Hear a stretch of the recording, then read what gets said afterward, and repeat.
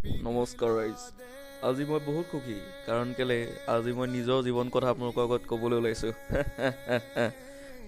আপুনি অৰ্ধাংগিনীখন শেষ হোৱাৰ পিছত আপুনি এতিয়া কি চাই?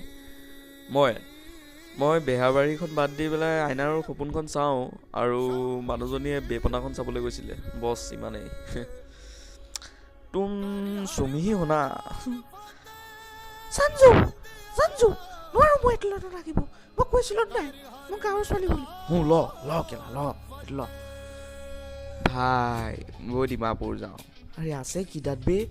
আৰে মাল আছে না, নহ'লে মাল খাবি আৰু নহ'লে চুৰ বজাৰ।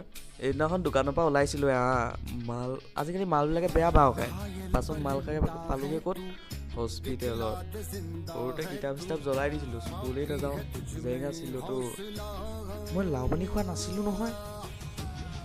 বাপেৰক কবিগে মিচিং গাঁৱত কোনে লাও পানী খাই আছিলে, উৎপাত কৰি আছিলে।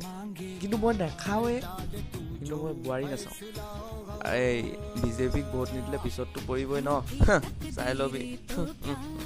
আপুনি কাৰ্বি আংলং কেছটোত জড়িত আছিল? নাই ছাৰ মই নাছিলোঁ ছাৰ।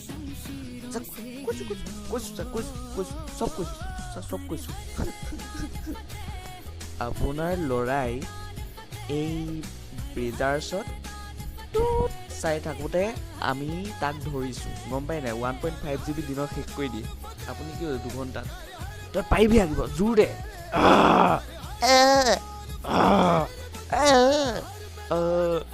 ওলাই গ'ল দেই, ৰক্ষা আৰু।